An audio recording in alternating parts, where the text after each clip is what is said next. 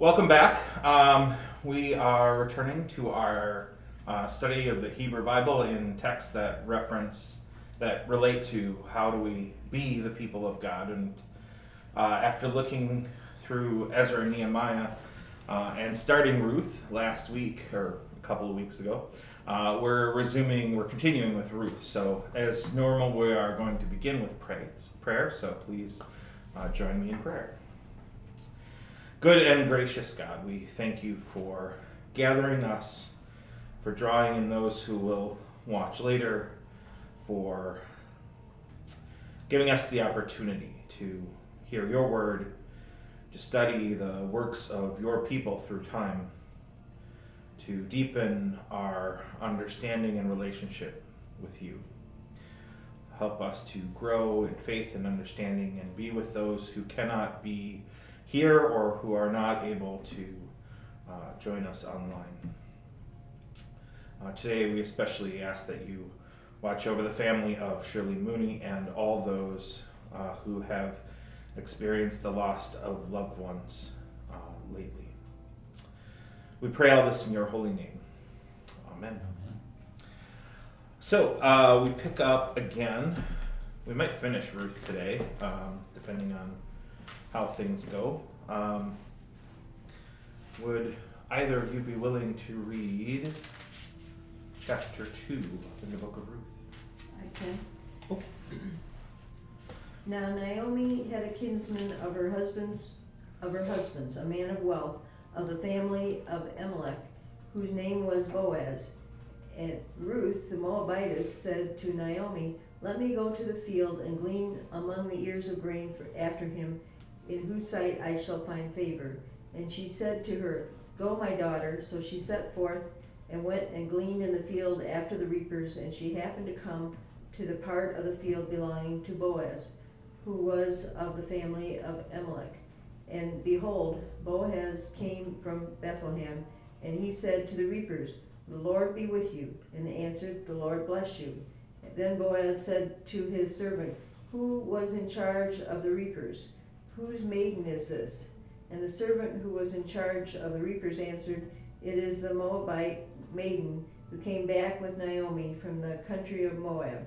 She said, 'Pray, let me glean and gather among the sheaves after the reapers.' So she came, and she has continued from early morning until now, without resting even for a moment." Then Boaz said to Ruth, "Now listen, my daughter, do not go to glean in another field or leave this one, but keep close to my maidens. Let your eyes be upon the field which they are reaping, and go after them. Have I not charged the young men not to molest you? And when you are thirsty, go to the vessels and drink what the young men have drawn." Then she fell on her face, bowing to the ground, and said to him, "Why have I found favor in your eyes, that you should take notice of me, when I am a foreigner?" Boaz answered her, "All that you have done for your mother-in-law since the death of your husband has been fully told me, and how you left your father and mother and your native land and came to a people that you did not know before. The Lord recompense you for what you have done, and a full reward be given you by the Lord, the God of Israel, under whose wings you have come to take refuge." Then she said, "You are most gracious to me, O my Lord, for you have comforted me and spoken kindly to your maidservant, though I am not one of your maidservants." And at mealtime Boaz said to her, "Come here and eat some bread, and dip your morsel in the wine." So she sat beside the reapers, and he passed to her parched grain, and she ate until she was satisfied, and she had some left over. Then she rose to glean. Boaz instructed his young men, saying, "Let her glean even among the sheaves, and do not reproach her. And also pull out some of the bundles for her, and leave it for her to glean, and do not rebuke her." So she gleaned in the field until evening. Then she beat out what she had gleaned, and it was about an ephah of barley. And she took it up and went into the city. She showed her mother-in-law what she had gleaned, and she also brought out and gave her what food she had left over after being satisfied. And her mother-in-law said to her, "Where did you glean today, and where have you worked?" Blessed be the man who took notice of you. So she told her mother-in-law with whom she had worked, and said, The man's name with whom I work today is Boaz. And Naomi said to her daughter-in-law, Blessed be he by the Lord, whose kindness has not forsaken the living or the dead. Naomi also said to her, The man is a relative of ours, one of our nearest kin. And Ruth the Moabitess said, Besides, he said to me, You shall keep close by my servants till they have finished all my harvest. And Naomi said to Ruth her daughter-in-law, It is well, my daughter, that you go out with his maidens, lest in another field you be molested. So she kept close to the maidens of Boaz, gleaning until the end of the barley and wheat harvest. And she lived with her mother-in-law. Okay, thank you. If we remember back to the end of chapter 1, this takes place at the beginning of the barley harvest, which would be roughly April. And at the end of this, we hear she sticks with this until the end of the barley and wheat harvest, which would be the end of May. So this is a 2-month process, if you were curious about the time frame of this. So first off, the names, as we'll recall, Elimelech, who passed away, that was Naomi's husband. His name means God. My God is Lord, or my God is King, something to that effect. And we're introduced to Boaz, whose name means strength, particularly strength of character. And so that gives us a clue into what we should expect from them, because biblical names usually do hint at how characters are going to behave in the course of a story. Now, she's sent to glean the fields, which is in the Hebrew Bible is a biblical tradition, is actually an order, a command. Both in Leviticus and Deuteronomy, they command people to leave gleanings in the fields. Gleanings are basically what's left over when you do the basic harvest. You don't go back and pick up what you missed. It's interesting because our modern day tradition is to make sure you get everything, right? That's often the perception of any kind of business model, is minimize waste, maximize profit. So in our modern culture, we wouldn't do this anymore. We wouldn't leave any kind of gleaning.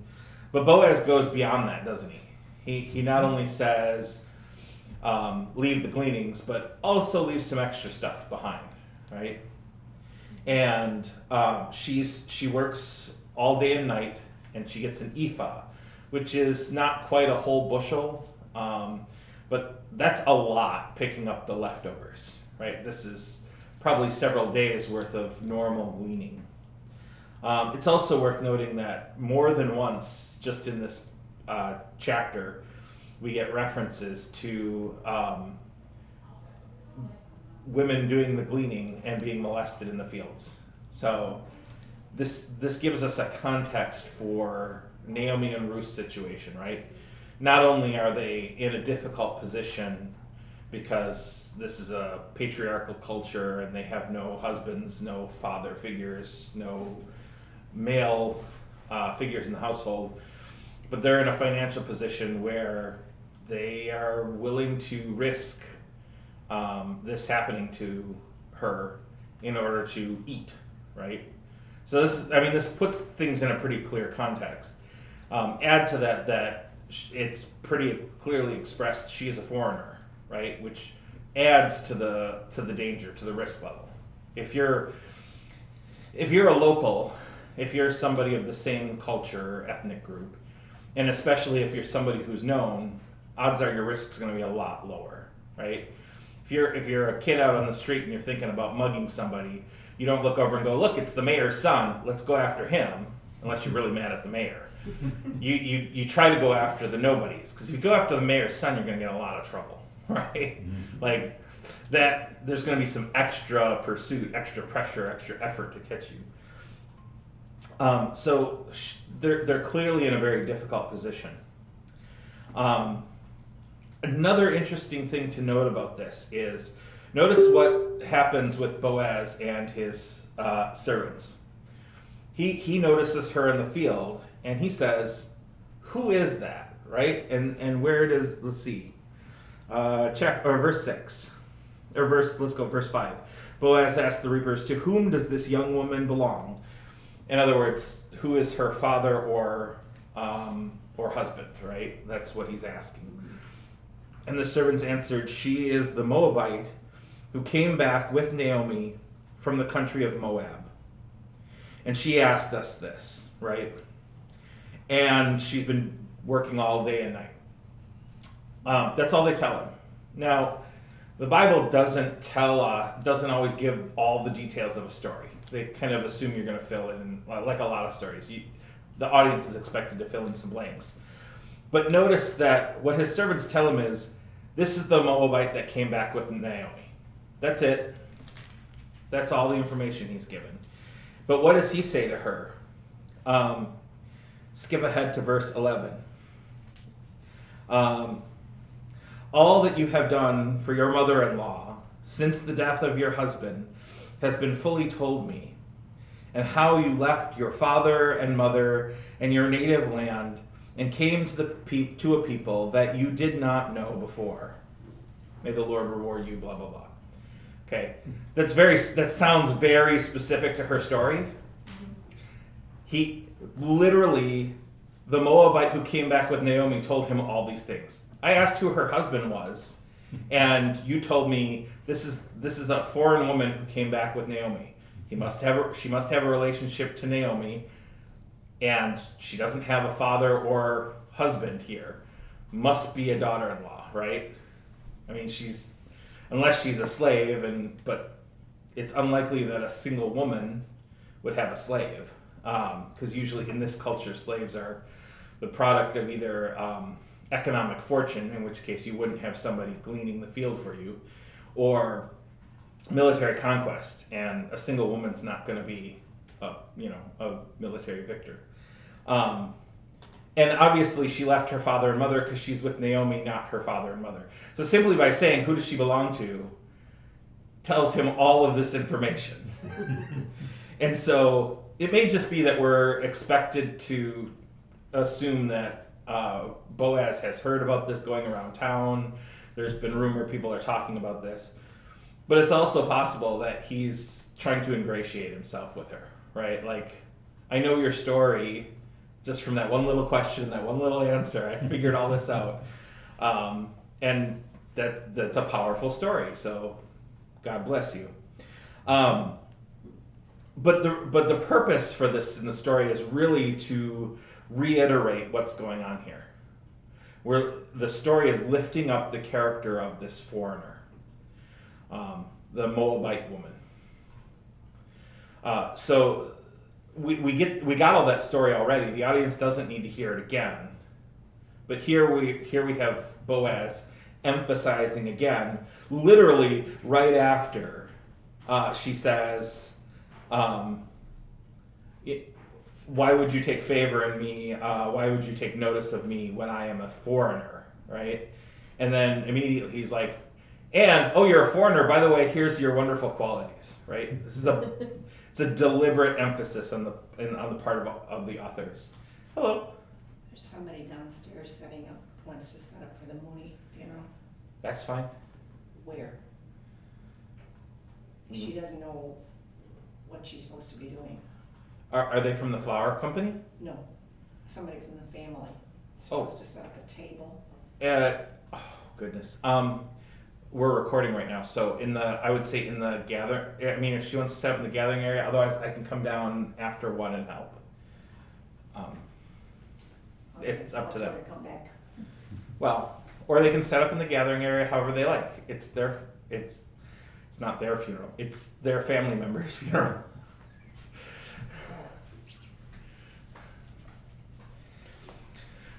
What an expression. It's their funeral. Okay.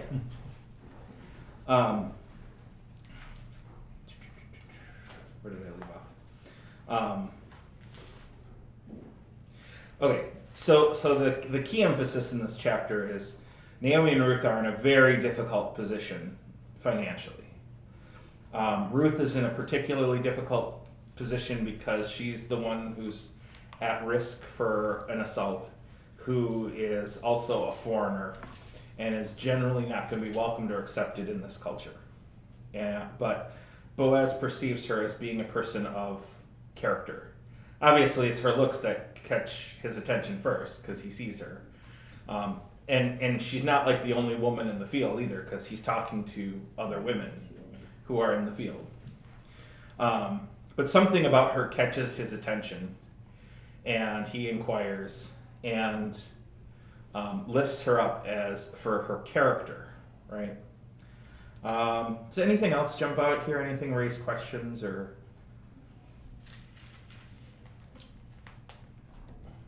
Well, she gets to eat with the boss. Yeah, she does. He invites her to sit down and eat. Again, this is kind of strange. I mean, this is, imagine that you see somebody panhandling outside of your business and you invite them to dinner. I won't say it doesn't happen, but it's certainly not the norm, right? Which, again, if we're identifying Boaz in the story by his name, a person of strength, particularly in character, they're representing that kind of hospitality, which is generally in this era and culture a very important characteristic and a very important cultural trait. But he's demonstrating extreme hospitality, right? So this would be perceived out of the norm. And interestingly enough, we also tend to get, I think actually, not this week, but I think the following week, we are going to have a story that involves Jesus gleaning in the fields and perhaps eating with the poor, if I'm remembering my pericopes correctly. So we get a similar kind of pattern of who are you willing to eat with in our New Testament. Okay. She also has to do the work of grinding up the barley and the wheat and making the bread. So this is, she's putting in like a 16-hour day just to have a dinner, right? This is pretty serious stuff. All right. Would you read 3 for us? Chapter 3. Naomi, her mother-in-law, said to her, "My daughter, I need to seek some security for you, so that it may be well with you. Now here is our kinsman Boaz, with whose young women you have been working. See, he is winnowing barley tonight at the threshing floor. Now wash and anoint yourself, and put on your best clothes, and go down to the threshing floor. But do not make yourself known to the man until he has finished eating and drinking. When he lies down, observe the place where he lies, and go and uncover his feet and lie down, and he will tell you what to do." And she said to her, "All that you tell me, I will do." So she went down to the threshing floor and did just as her mother-in-law had instructed her. When Boaz had eaten and drunk, he was in a contented mood, and he went to lie down at the end of the heap of grain. Then she came stealthily and uncovered his feet and lay down. At midnight the man was startled, turned over, and here, lying at his feet, was a woman. He said, "Who are you?" And she answered, "I am Ruth, your servant. Spread your cloak over your servant, for you are next of kin." He said, "May you be blessed by the Lord, my daughter. This last instance of your loyalty is better than the first. You have not gone after young men, whether poor or rich. Now, my daughter, do not be afraid. I will do for you all that you ask, for all the assembly of my people know that you are a worthy woman. But now, though it is true that I am a near kinsman, there is another kinsman more closely related than I. Remain this night, and in the morning, if he will act as next of kin for you, good, let him do it. If he is not willing to act as next of kin for you, then as the Lord lives, I will act as next of kin for you. Lie down until morning." So she lay at his feet until morning, but got up before one person could recognize another, for he said, "It must not be known that the woman came to the threshing floor." Then he said, "Bring the cloak you are wearing and hold it out." So she held it, and he measured out 6 measures of barley and put it on her back, and he went into the city. She came to her mother-in-law, who said, "How did things go with you, my daughter?" She told her all that the man had done for her, saying, "He gave me these 6 measures of barley, for he said, 'Do not go back to your mother-in-law empty-handed.'" She replied, "Wait, my daughter, until you learn how the matter turns out, for the man will not rest, but will settle the matter today." Okay, so mom's giving dating advice, right? So there's a lot of allusions, especially in Hebrew in here, that kind of leave this chapter of the story very ambiguous, and it's probably on purpose. The metaphors of thighs, knees, legs, and feet in reference to men in Scripture can sometimes be references to other unmentionable body parts. And so there's examples where in the Hebrew Bible where they talk about things like seeing a man's thigh, right? It's not really the thigh they're concerned with. So the author is kind of playing on this sort of dual situation of there's innuendo, and what really happens we're left to speculate as the audience, because she says, "Now I'm going to tell you what to do and do what I tell you," right? And then the next thing we get is fade to black, right? So she listened and did what her mother-in-law told her. Mm-hmm. Did it stop with that? Uncover the feet and lay at his feet? Or did she tell her more stuff and we just don't get to see that part, right? And then she goes and she does what she's told. She uncovers his feet and he wakes up and finds her there. Is that all that happens in the night? Again, we're not really given the whole story. But come morning, he's definitely concerned about her character, right? Again, we're whether or not anything untoward happened here, the audience is reminded these are people who are upholding strong character. We're probably meant to assume that their behavior was appropriate and respectable, although spending the night with a man, even if nothing happened, up until, 2010 or so, that was pretty much not an appropriate thing to do, right? All the more true, what would this be, 3,000 some years ago. So no matter what they actually did that night, her behavior would be perceived as inappropriate. He's clearly very concerned with her name and reputation, in particular because this issue of kinship and whether or not she is marriageable quality, right, is a concern. He's concerned with her well-being, and he's going to do this under proper order. And he points out to her, not only do we have to keep you respectable and keep your name clean, but we also have to follow our cultural traditions and laws and norms. And there's somebody who has a right to claim you first. So we get a lot of this components that women, to a pretty significant degree, are kind of treated like property in this culture. Not exclusively. It's much more complicated than that. I would say that Middle Ages European and early American treatment of women is more like property than in this culture, or even in early Roman culture, women kind of decline before the modern era. But there's certainly some components of culture where a woman's status and who she's allowed to be married to are pretty heavily regulated, right? It's a patriarchal culture, undoubtedly. The word that we read next of kin here is literally redeemer, one who has a right to redeem her. And again, next of kin is an appropriate translation because it would be because of familial relationships that one has the right to redeem her. And in this case, not redeeming like Jesus redeems, but it redeeming like you redeem a coupon. So there's really, this chapter is a lot about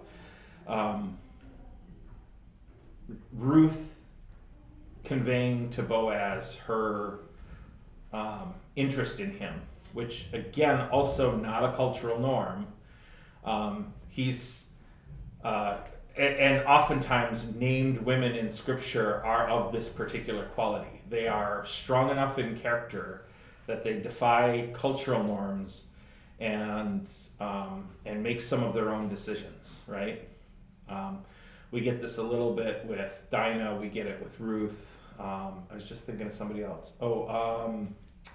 Tamar in the Hebrew Bible is another example of women who sort of take their life into their own hands.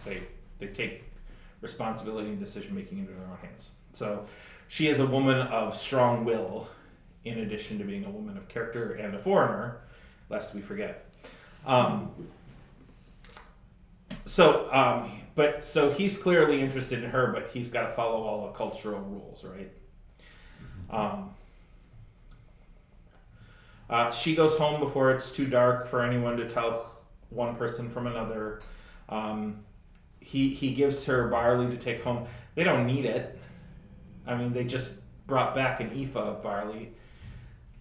They don't need more already. But this is probably more along the lines of, one, hospitality, and two, if somebody does see you, at least you look like you're coming back from gleaning the fields, right? But another thing to note here, so if you remember at the end of chapter 2, we noted that this is a 2-month process, right? Begins at the beginning of April with the beginning of the barley harvest, and it ends with the end of the wheat harvest, which is the end of May. So we got all of April and May roughly. However, and I forget. In verse 2 we have, "See, he is winnowing barley tonight at the threshing floor." So we're still, I mean, at the very latest, we're in the early wheat harvest, right? If he's still winnowing the barley. Are you familiar with the term winnowing? We should probably explain it for the audience, if nothing else. So,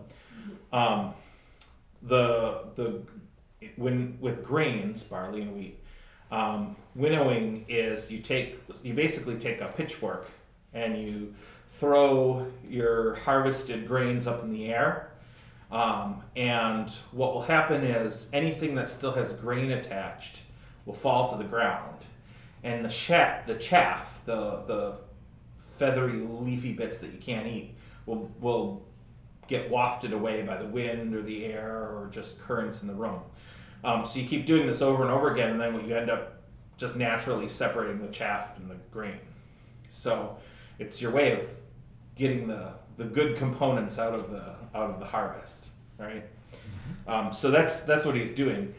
He is hot and sweaty and probably stinky, and because he's been sitting here doing physical labor, very physical labor for a long time. It's interesting though that he's presented early on as a rich man back in like halfway into chapter 2. He's a young rich man, but here he is. He's overseeing the harvest. He's actively winnowing the grain. He's not extremely wealthy, right? He doesn't have servants doing everything for him. He's actively involved. But again, that could just be a reflection on his character.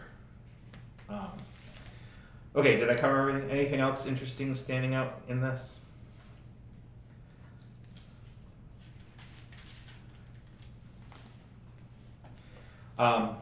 Since there's just a few of us today, I'll read chapter 4, and I'll probably comment as we go with this one. So feel free to jump in if anything else stands over here.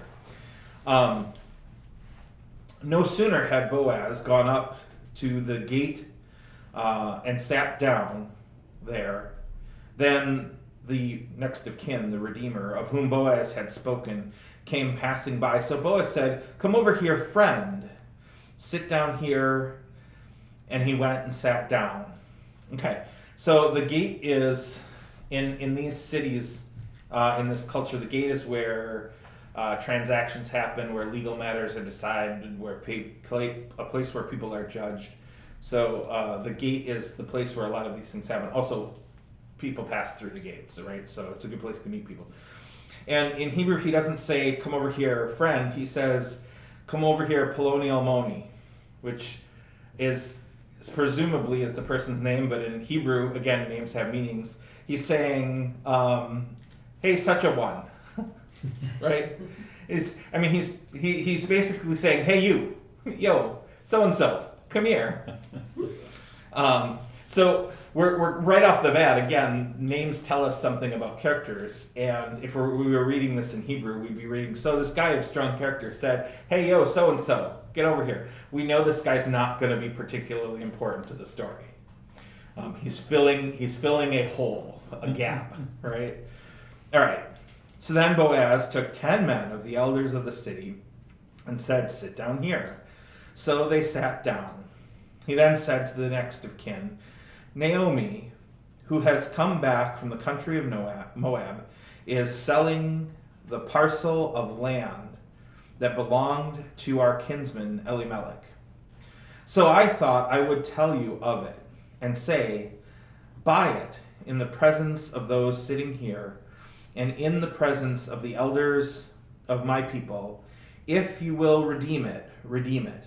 But if you will not, tell me so that I may know. For there is no one prior to you to redeem it, and I come after you." So he said, "I will redeem it." Okay. Now this is an interesting conversation because we were told Boaz was going to go talk to this guy, such and such, about Naomi, right? Now he's like, "I want to talk to you about some land."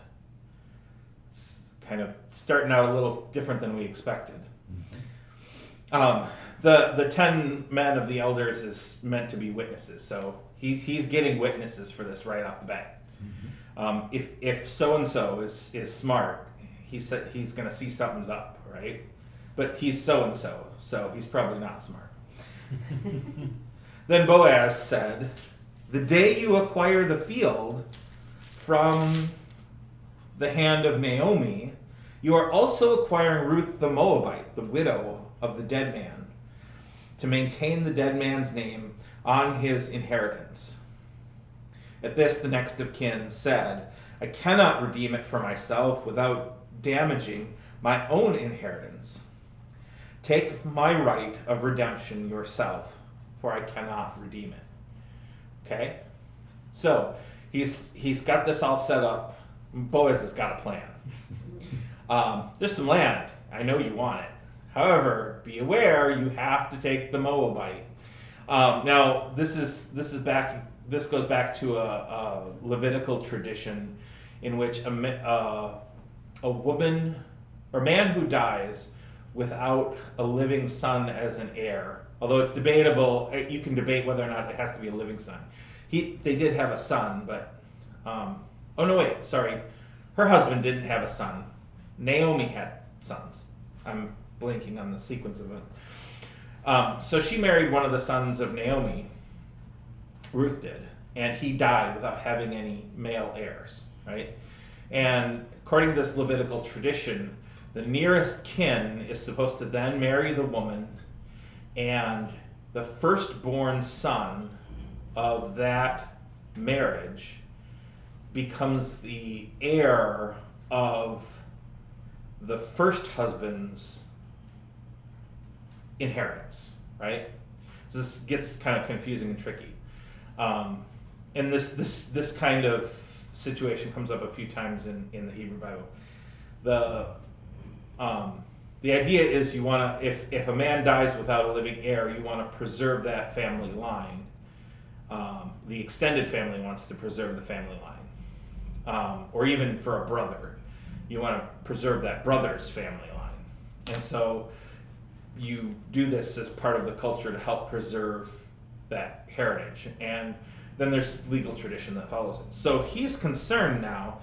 Now, if I marry Naomi, the way we read it is that without damaging my own inheritance, he's not talking about what he's going to inherit. He's talking about the inheritance that he will pass on to his children, right? So either he has children or he has a spouse whom he's going to have children with, so on and so forth. If he, or even he's thinking about having children in the future, he's concerned about preserving what he passes on to his children. Because if he marries Naomi, who is a Moabitess, we're reminded of this again, not only will everything he inherits of Naomi's by marrying her then pass on to Ruth's first son, or at least that first son will get the lion's share of it. Some of his family tradition may pass on, or inheritance may pass on to him and any other kids. He's concerned about what his kids are going to be left with. So essentially, by agreeing to do this, he would be diminishing what his children are going to inherit from him, right? And that's what his concern is here. And so he goes, well, in order to protect my kids, my sons specifically, I'm going to pass. I'll skip out on the land because I don't want to also have to marry Naomi. Mm-hmm. So you go ahead. You said you wanted it. You can have it. Now, part of that might be that so-and-so, your average everyday person, is concerned also because she's a foreigner, right? The culture into which this story is written and released at the time that we believe it was written is one that's just following this Ezra and Nehemiah that we talked about last time, a culture that was sort of anti-foreigner. So here you have an author saying, hey, your average person's going to reject a foreigner, right? That's fitting with the culture context in which we think this was written. And but here we have Boaz, who is a man of strong character, who does want to marry this foreigner. Okay, so I'll go on now. Now, this was the custom in former times in Israel concerning redeeming and exchanging. To confirm a transaction, one took off a sandal and gave it to the other. This was the manner of attesting in Israel. So when the next of kin said to Boaz, acquire it for yourself, he took off his sandal. Then Boaz said to the elders and all the people, today you are witnesses that I have acquired from the hand of Naomi all that belong to Elimelech, and all that belong to Chilion and Machlon. I have also acquired Ruth the Moabite, the wife of Machlon, to be my wife, to maintain the dead man's name on his inheritance, in order that the name of the dead may not be cut off from his kindred, and from the gate of his native place. Today you are witnesses. Then all the people who were at the gate, along with the elders, said, we are witnesses. May the Lord make the woman who is coming into your house like Rachel and Leah, who together built up the house of Israel. May you produce children in Ephrathah, and bestow a name in Bethlehem. And through the children that the Lord will give you by this young woman, may your house be like the house of Perez, whom Tamar bore to Judah. Okay, we got a lot to unpack there. So we got a whole bunch of cultural stuff, right? And to my understanding, as far as I'm aware, and there may be some new material on this, no scholar has ever figured out where this tradition of taking off the sandal comes from. As far as we know, this is only here in Ruth. I don't think we have any mention of it anywhere else in the Bible or not in the Bible, right? It's maybe it was.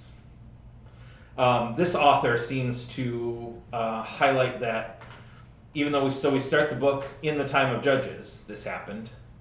The author is kind of illustrating, I'm writing this later because he says, or she says, this used to be the culture back then, right? To take off the sandal. So clearly this is written later because the author's even acknowledging one of these things that is happening in the story is not our culture anymore, right? So we've got that as far as a intertextual reference to when this is written,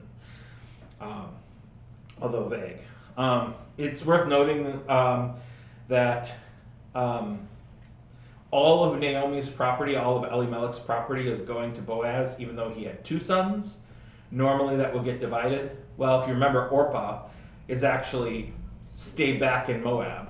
So, yeah, he gets both sons' inheritance. He didn't really tell that to Poloni Almoni, so-and-so. But, okay. He did say Naomi's husband's inheritance, so he didn't really lie about it. So he's getting both sons' inheritance. Oh, and that reminds me, I forgot to mention this last week when we met Orpah. I don't know if you know, but Orpah in the book of Ruth is the origin of the famous Oprah's name. Some letters got transposed. And that's how Oprah's actually meant to be a biblical name. It just 2 letters got transposed. Anyway, true story. Okay, so we have tradition, we have the inheritance of all the land. We get more tradition about the preservation of the family name. And then we get this kind of long-winded speech for witnesses. Like, usually a witness is like, yep, I saw it. Or, I'm here. Let me sign my name, whatever, right? But they give all these witnesses apparently in unison are giving this long-winded speech. No, I kid. But the author is putting this in here because it's telling us lots of things, okay? So here we have this man of character, and he's willing to redeem this foreigner as his wife in perpetuity of Israelite culture, land, and inheritance.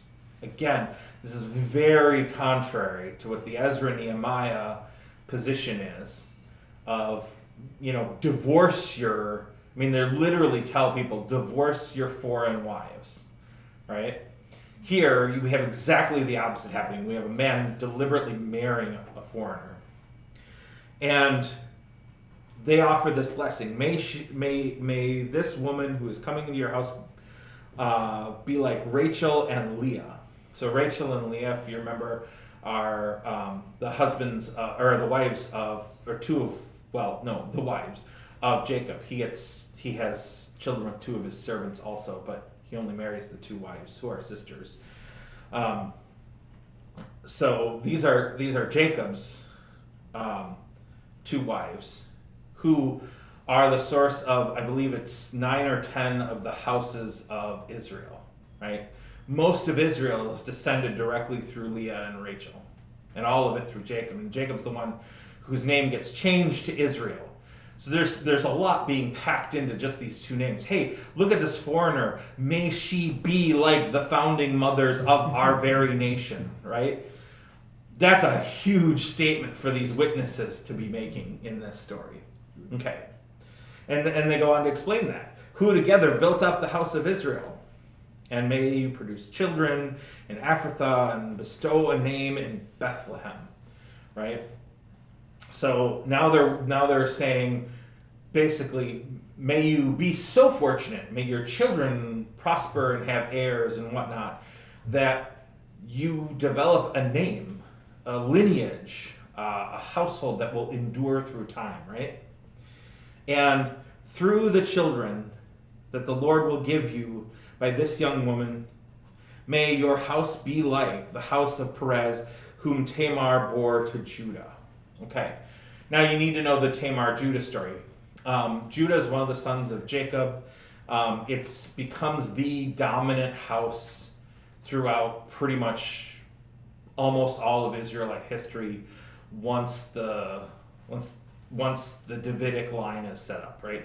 Once they call God to have a king, pretty much every king comes through the line of Judah. So now we're talking about, now this is in the time of Judges, so Judah as a clan has not become the lineage of kings yet in the time when the story is written. So this is kind of an odd blessing, right? It's kind of an anachronism here that they're referencing Judah as this kind of important lineage because it hasn't become quite that yet. Although Jerusalem and Bethlehem are in Judah, so it's where they're living. So they're talking about their own clan, their own nation. So okay, that makes sense to a point. But for those who are reading the story in the time in which it's written or disseminated, Judah is the lineage of kings, right? But there's more to that, and so is his son Perez. But there's more to it than that. The story of Tamar and Judah is this big, complicated story in which this Levitical law of marrying a deceased man's wife played an important role in that story. And Tamar was actually married to one of Judah's sons. And that son died before bearing a child. And so Judah arranged to have his second son marry Tamar. That son dies without bearing an heir, and so on and so forth, until they get down to Judah's last son. And basically, the last son's like, that marrying this woman is a death sentence. I really don't want it. I'm going to try to avoid this. I'm going to kind of dodge the situation. And Judah's kind of okay with this. He's like, I don't want all my sons to die. So they get superstitious. They're worried. So Judah kind of plays along with his last son, trying to dodge marrying this woman. So what does she do? She goes and she puts herself in the garb of a temple prostitute, right? This is one of those situations where our modern culture kind of struggles with some of the stories in Scripture because we don't usually look too highly on prostitution. Now, this is a temple prostitute, so it's a little bit different. It's a cultural and religious thing. It's complicated. Won't go too much into detail. But this is what she does. So this woman who's supposed to be having children with Judah's son, his last son, but that's not going to happen, and she's gotten wise to their little game. She dresses up as a temple prostitute, and she goes and she stands on the road on which she knows Judah's going to have to walk. And basically she seduces him on the road, right? Dressed up as a temple prostitute. So Judah does the thing, and then Tamar pulls back the veil and goes, haha, I tricked you. It's me, it's Tamar. Now I'm going to bear your child instead of your son's so that your eldest son will have an heir, right? And so she does all this, and Perez is born. So Perez is legally the grandson of Judah, but the actual son of Judah in this weird, complicated story. And it's through Judah and Perez that the line of kings comes into Israel. So for the audience reading the story when it's disseminated, it's here's this character who's marrying a foreigner and we're told all these people are strong, good charactered people in a culture that doesn't really like foreigners, and all of a sudden we're hearing, wait a second, our kings are descended from a half foreigner? Right? So yeah, it'd be kind of problematic. It'd be like finding, if you're a KKK member and finding out David Duke's mom was black, right? Whoa, if you're of that mindset, if you're of that thinking. So anyway, so that's the whole complicated thing. Then we get the genealogy of David. Now, some scholars will argue that this may have been added later, but there's no reason to think that had to be added later. Again, this could be in the time period in which the story is written and released, disseminated. It's perfectly reasonable that this author would have included these kind of details. But these details we're about to read are not really that much about the story that we just heard. This is a genealogy, and this is really where the author is going to drive their point home. So Boaz took Ruth, remember she's a foreigner, and she became his wife. When they came together, the Lord made her conceive. Oh, God got involved. Don't forget that God's in favor of this. And she bore a son. Well, and of course, if we're talking lineages, sons are important. So first tribe, they got a son. All right. If there wasn't enough subtle reference here, just a little more. Then the woman said to Naomi, "Blessed be the Lord." Now, okay. Blessed be the Lord who has not left you this day without a next of kin, right? So Ruth has a son who is biologically no relation to Naomi. But now Ruth is saying, this is your grandson because of this whole kin thing game that we play with the Levitical law. And may his name be renowned in Israel. He shall be to you a restorer of life and a nourisher of your old age. For your daughter-in-law who loves you, who is more to you than 7 sons, has borne him. Then Naomi took the child and laid him in her bosom and became his nurse. The women of the neighborhood gave him a name, saying, a son has been born to Naomi. They named him Obed. He became the father of Jesse, the father of David. Now these are the descendants of Perez. Perez became the father of Hezron, Hezron of Ram, Ram of Aminadab, Aminadab of Nachshon, Nachshon of Salmon, Salmon of Boaz, Boaz of Obed, Obed of Jesse, and Jesse of David. Okay, period. Whew. Made it. Short genealogies are nice. Okay. Glad you read that. So here we have an illustration that this is, again, we're back to this. Not only are the kings of Israel ultimately descended from a foreigner, according to this story, but David, the greatest of the kings, the most renowned in this culture, is directly descended from a Moabite, right? This is really kind of, I mean, this is the kind of thing that gets a book banned in cultures. So the author's making some pretty profound statements at the end of this. Now, Christian authors have gone on to point out about how, depending on which lineage you follow and how you trace the lineage, Mary and Joseph ultimately come through the house of Bethlehem and the house of David.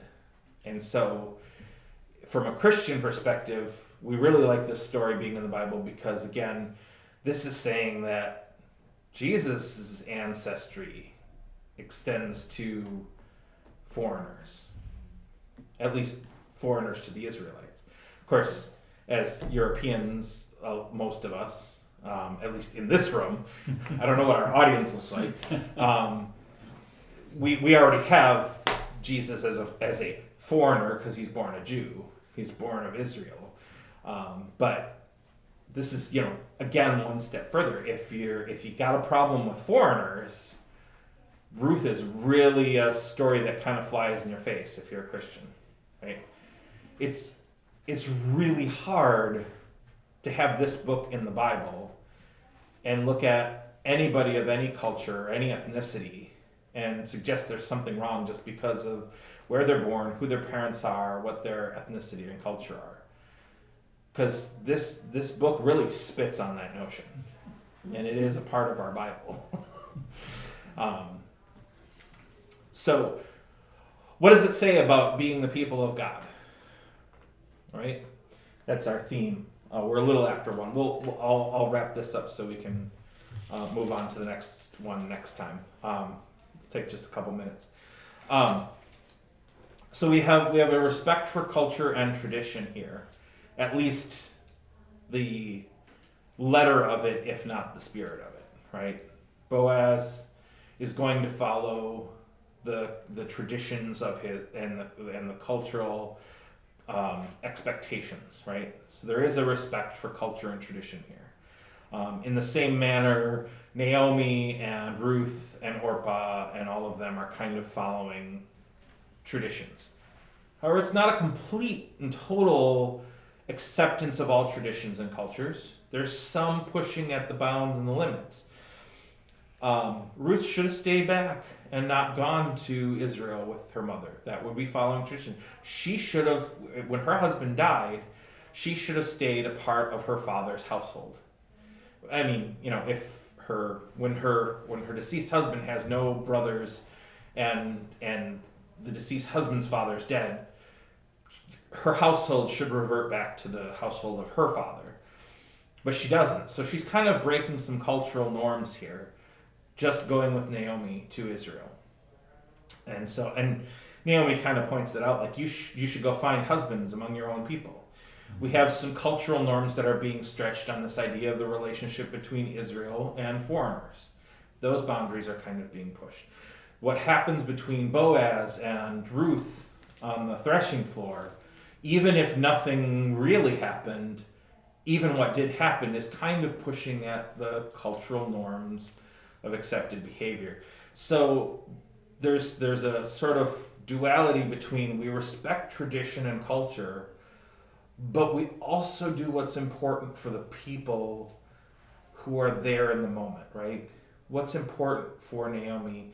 She has a daughter-in-law who loves her and wants to help her and to care for her. And out of her love for her mother-in-law, she breaks cultural norms. And in the end, when the son is born, Ruth says to Naomi, this is so that you can have goodness in a good old life, right? A good elder age. This is so that you can rest, knowing that your family carries on, that your tradition and heritage and all that will continue, right? It's because, she literally says, this is because I love you, right? Again, what she does with Boaz is done out of love for her mother-in-law. He seems like a perfectly good guy, but actually at no point do we get any notion that Ruth is in love with Boaz, right? Everything she does is about her love for her mother-in-law. Now, Boaz clearly has an interest in her, and he doesn't break any cultural norms other than that he's marrying a foreigner, right? Mm-hmm. But again, that's done because he loves her. It's done out of, for Boaz, there's sort of two cultural traditional norms caught up, right? Not supposed to marry a foreigner, but marrying a foreigner helps preserve the heritage of Naomi, who is a kinsman to me. So he's kind of caught between two traditions that are in conflict with each other. And so he's forced to pick one. So if this story tells us how we're supposed to be people of God, which I think it's meant to, it says that culture and tradition are important, but not at the sacrifice of other people. We still have to love and care for others, even and maybe especially people who are not like us, who are different from us, from other cultures, other traditions. There's also a component in this that is, and when we act out of love, you never know when you're, bearing the future king or Jesus, if you take the story that far. All of that kind of comes into this, like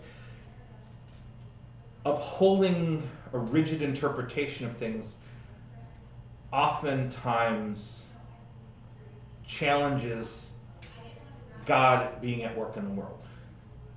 If we are rigidly following laws and traditions regardless of people, with no flexibility, we kind of limit how much we allow God to be God. Like God often works in the gaps, in the spaces, in the challenges, and then in the difficult circumstances. Not so much in where things are going perfectly the way they're supposed to, whatever that means. Then there's also the component of the gleaning in the field and how we care for people who are living in poverty, right? So Boaz, who is a man of strong character, goes out of his way to protect her, to make sure that she's fed, to make sure that Naomi is fed, right? So there's a lot of components here about how we live, and the big emphasis in the story is it's about people, and it's about how we care for people in the midst of everything that's going on around us. Any final thoughts, questions, concerns, comments? Okay. There we have the book of Ruth. We're going to see another perspective on this hopefully next week, when we take a look at the book of Jonah. We're going to close with the Lord's Prayer, and to keep the video short, I'm going to end here, but you're encouraged to say the Lord's Prayer at home as you conclude this video. Thanks for joining us.